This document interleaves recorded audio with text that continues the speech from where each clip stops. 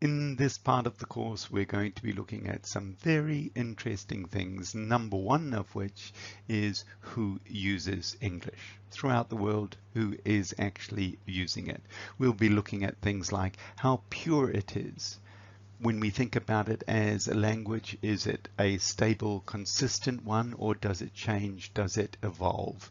We'll also be looking at accents across a range of groups and the importance of accents or otherwise.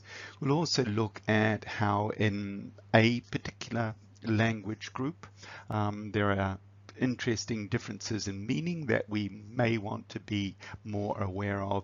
And we also want to answer the question, how do we future-proof our language as language teachers and language learners?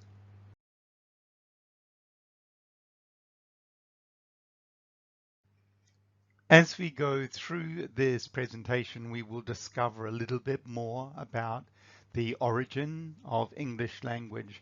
But for now, what we want to look at is who uses it.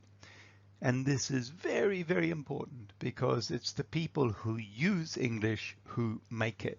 And in the world at the moment, there are, according to David Crystal, who's a very prominent linguist and author and academic, there are 2.3 billion people who use English. 2.3 billion. Of that, only 388 million are native English speakers. This means that most of the language users, the vast majority of language users, are not native English speakers. This means that in the future, your learners will not be speaking most of the time. In fact, maybe hardly ever will they be speaking with people whose mother tongue is English. They are much more likely to be speaking English with people who have learned English as a second language. They will have a huge variety of accents. They will have little differences in the language, but that is the language of the future. And for you as a teacher, the important thing to recognize is that English is not American English or American TESOL. It is not British English or British TESOL. It is international English because that is where the future lies. The past was certainly with those people whose mother tongue was English because they were the dominant users, but that is no longer the case.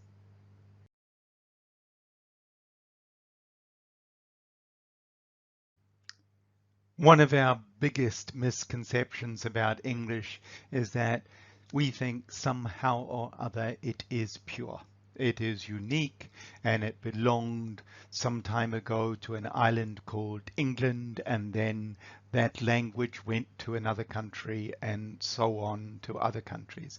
But in fact, that might have been true maybe sometime, but in reality, English has never ever been a pure language, if there is such a thing. English has always amalgamated. English has always taken words, expressions from other languages and built them into English. So in English, there are at least 350 languages that contribute to the words we use. So a huge range. So English as a language has many fathers and it has many mothers. And those many fathers and many mothers have made it a rich and really, really interesting language. You will find that, for example, if you ask a French person, and I'm quoting David Crystal here, to look through a dictionary and they have told you that their English is not very good, yeah, and that they're not very good, they can't really understand, you let them look through an English dictionary, they will recognize 10,000 words. We know that, for example, English and Italian is different.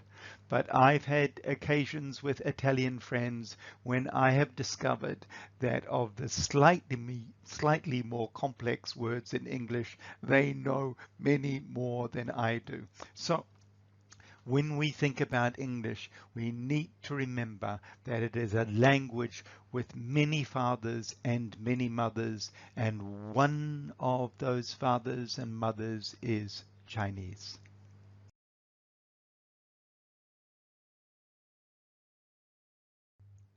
Now, this is going to come as a little shock. There are many, many, many different Englishes in the world, and I've got a nice list for you here to look through. Many, many different Englishes. Each one of those Englishes works perfectly well. The people within a country who speak English as a second language with one another, they use English in a completely perfect and communicative way, and it doesn't matter where they're from. American English and British English are varieties of English, in the same way that Spanglish or Spanish English is a variety of English, in the same way that New Zealand English is a variety, or Philippine English is a variety, or Chinese English is a variety. English has many varieties. They are all perfectly good.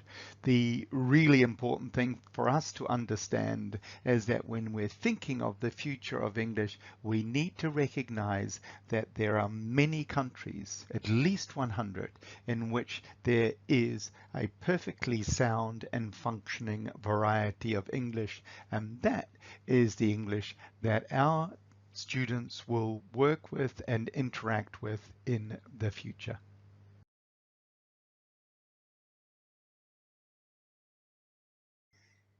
Don't worry. If you're speaking English to your grandchildren, you will still be able to speak to them. Language does not change that much across a couple of generations, but their English will be different. With their friends, with their peers, with their international colleagues, they will use different language from the language that you're using now. All English, of course, but they'll use different expressions and different ways of talking, and that's okay. Nothing wrong with that, because that is what always happens with language. The idea that we need to stick or stay with the old versions of American English or British English, this is false. We need to look at language that is used internationally, because we want to be citizens in an international world. So in terms of what we're doing going forward, we need to make sure that we retain exposure to language that occurs across many different cultures and many different English varieties, not just the English from America and the UK.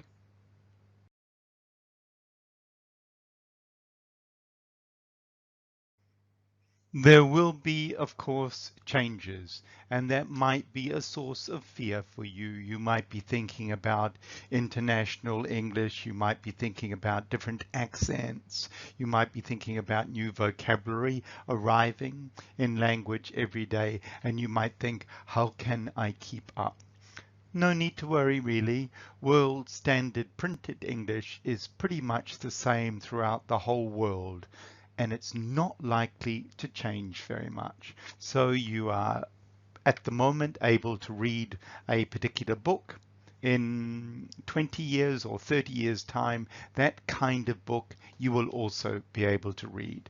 If you read an article that's written in English and it comes from the Ukraine, you will be able to understand it. So world standard printed English is pretty constant. Nothing to worry about there. Of course, social media English, text English, that does change. And of course, you learn that by your exposure to it and by using it, because if you're not exposed to it and you don't use it, you don't need to learn it. You might even be concerned about things like, oh, if I go to the Ukraine or if I go to Brazil and I'm speaking English there, then the person with their local variety may not understand my English. Nothing to worry about. A person from another culture who is speaking to you in English is very, very likely to use their own idea of international English and not their local variety.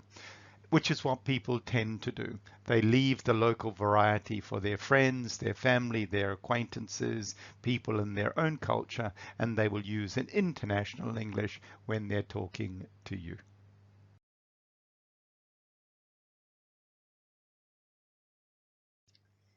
Are the Englishes that we find in the world different? You betcha.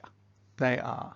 So a person in any country will very probably have at least one or two, possibly three varieties of English that they use. One of them will be their local variety. So it's an English that exists in their particular culture. It will have particular expressions, that it will have particular ideas, and that's different from the kind of English that that person will use internationally. And that's an important thing to note, that English will have a local variety increasingly and an international variety. And when you're learning English or when you're teaching English, you want to make sure that you're focusing on the international version of it. Because when we look at that international version of English, what we're thinking about is how we have a shared common understanding across countries and cultures. And that's the thing that you want to learn.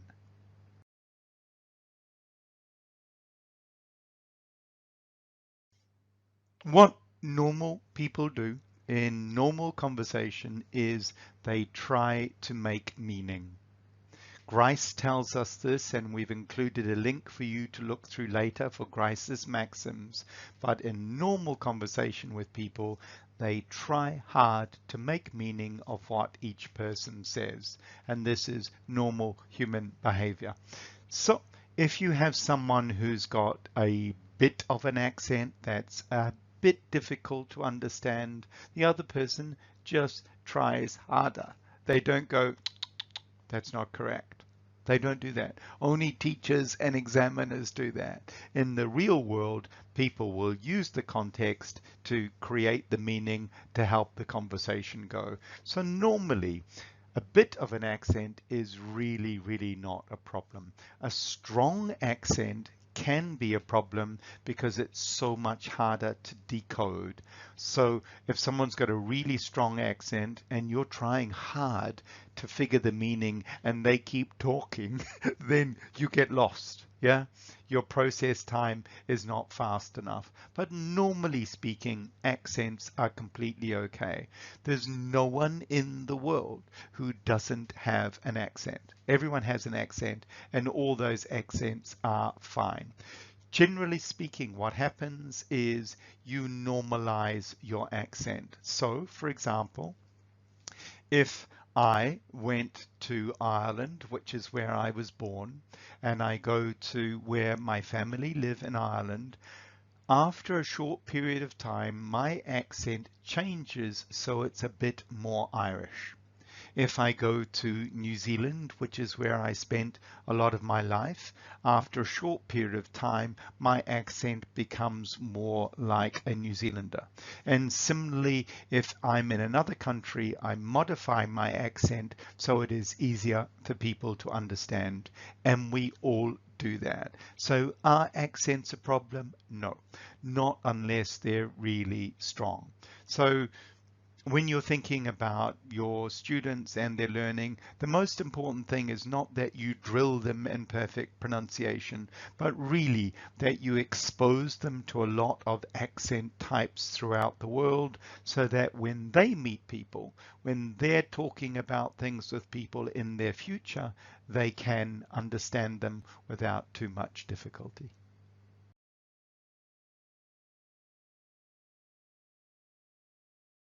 Please call Stella. That's the beginning of the text which 8 different language groups are going to read on the following slides. Now I can strongly recommend that you listen to these several times, that you go to the site, that you look at the description of the slight differences in the voices that use that language. The reason we want to do that is because English is an international language, and all of these people are using English and an internationalized version of it.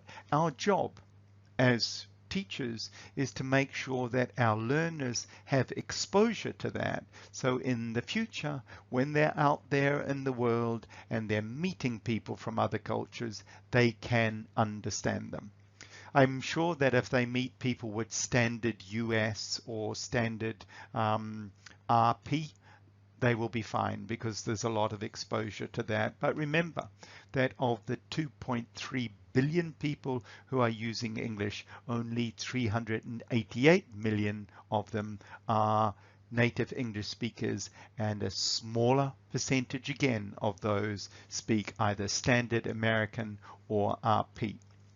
So fascinating thing for us to do is to listen to these and see if we can develop one, the confidence in our own accents to recognize that people from other countries listening to us will in fact understand us. And two, the awareness that if we want our learners to have a good, comfortable international experience, they need awareness of different accent groups.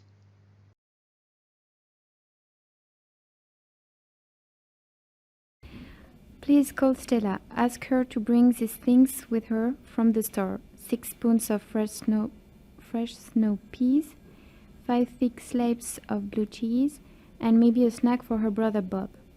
We also need a small plastic snake and a big toy frog for the kids.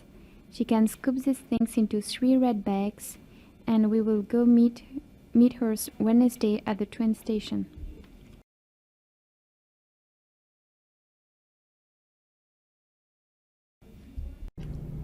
Please call Stella. Ask her to bring these things with her from the store. 6 spoons of fresh snow peas, 5 thick slabs of blue cheese, and maybe a snack for her brother Bob. We also need a small plastic snake and a big toy frog for the kids. She can scoop these things into 3 red bags, and we will go meet her Wednesday at the train station.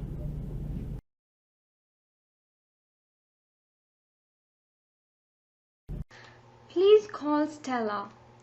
Ask her to bring these things with her from the store. 6 spoons of fresh snow peas, 5 thick slabs of blue cheese, and maybe a snack for her brother Bob. We also need a small plastic snake and a big toy frog for the kids. She can scoop these things into 3 red bags, and we will go meet her Wednesday at the train station. Please call Stella. Ask her to bring this thing with her from the store.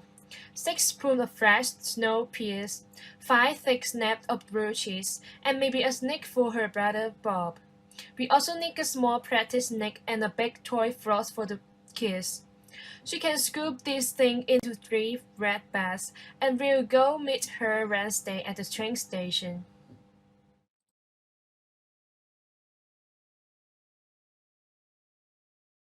Please call Stella. Ask her to bring these things to her from the store. 6 spoons of fresh snow peas, 5 thick slabs of blue cheese, and maybe a snake for her brother Bob. We also need a small plastic snake and a big toy frog for her kids. She can scoop these things into 3 red bags, and we will go meet her Wednesday at the train station.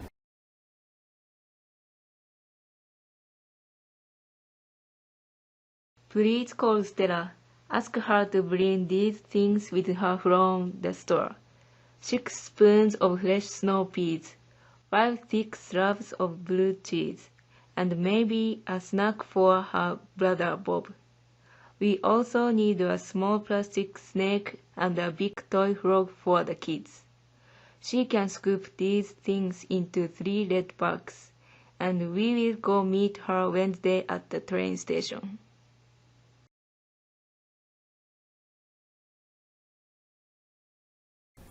Please call Stella. Ask her to bring these things with her from the store. 6 spoons of fresh snow peas, 5 thick slabs of blue cheese and maybe a snack for her brother Bob. We also need a small plastic snake and a big toy frog for the kids. She can scoop the things into 3 red bags and we will go meet her Wednesday at the train station.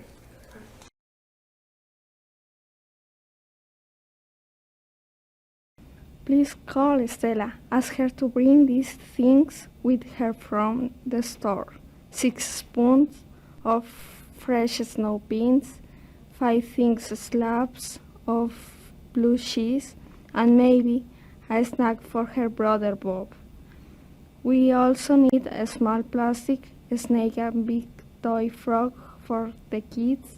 She can scoop these things into their red bags, and we will go meet her Wednesday at the train station.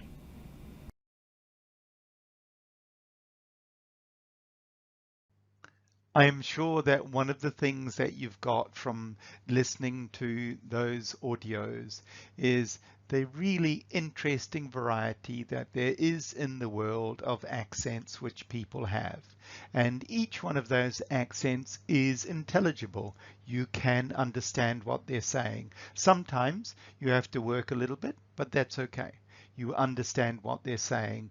Also, with each one of those accents comes an identity, and that's the really cool thing, is that you can bring into your language some information for the other person about who you are. And then they have a little bit more information about your culture and perhaps a little bit of a better understanding about who you are as a person. But that's enough for the moment about accents. What I want to do now is just look at a few examples of language in British English, what those expressions are, what other people tend to think they mean, and what they actually mean.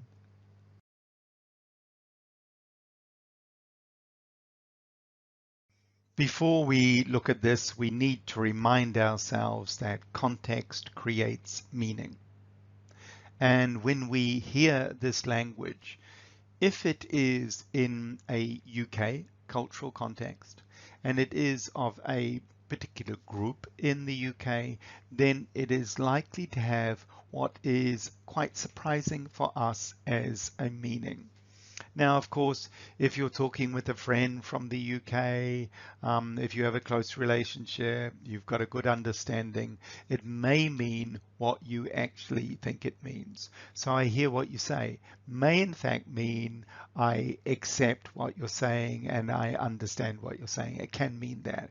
But surprisingly, within the UK or within a certain kind of British English, what it can mean is I disagree and actually don't accept your point of view. It's kind of a way of dismissing something that someone has said. Quite fascinating, really. When someone says with greatest respect, what they really mean very commonly is that they think you're very, very foolish. Yeah. And what they're doing is they're identifying something that you've said, which they think is very, very foolish.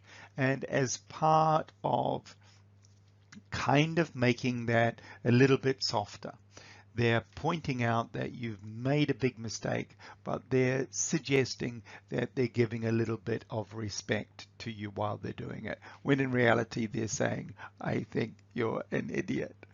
So some really quite different meanings from the words there. When someone using British English or a particular part of British English says that's not bad, you might think, oh, it's poor. In point of fact, it means that's good. I like it. It's quite a good piece of work. I feel positively about it. So here we've got some nice examples of language within British English that have a meaning which we might not otherwise expect. Now, some of these are quite classics really in terms of the difference between the words and the actual meaning. So when someone in British English says, you must come for dinner, and depending on the context, of course, but quite frequently that is not an invitation to dinner. Yeah, it's just someone being polite. So you must come to dinner really is someone saying, I'm being polite about the possibility of your coming to dinner, but this is not really an invitation. When someone says, I was a bit disappointed that that happened, you might think, oh, it's only a little bit, and he or she is not that worried about it. When in fact, I was a bit disappointed that can mean I was annoyed, yeah, and quite annoyed. Someone may also say, I'm sure it's my fault. Really, what they're saying is, you think they're saying, oh, that's really nice. It's his fault and he's accepting the blame. What in fact he is saying is, it's your fault. Yeah. And I'm sure it's my fault is a nice way of saying that I'm going to pretend to accept the blame, but really we know it's your problem. And a few more of fine examples of language in which the words and the meaning seem quite different. So when someone describes something in British English as quite good, you might think, oh, that's not bad, thank you. But really what it means is that is a bit disappointing. That's below standard. That's not quite what I had expected. When someone says, oh, incidentally, or by the way, you might think, oh, this is not such an important point. It's just something that we can, pay a little bit of attention to. What that person actually means is this is the most important thing that we need to talk about. This is why we're here. This is the main point. This is the main purpose. Quite different. And someone who says, I will bear it in mind, you say something, for example, I think we need to move the meeting to the 27th, and the boss says, I'll bear it in mind.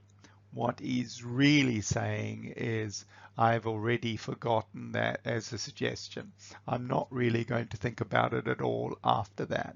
So that's it. That's kind of it in terms of our comments on the differences between the words and the meaning in British English. And just a reminder that when we are looking at language, if we're talking to someone from another culture and perhaps they're less international in their English usage, there may be meanings there that we are not aware of.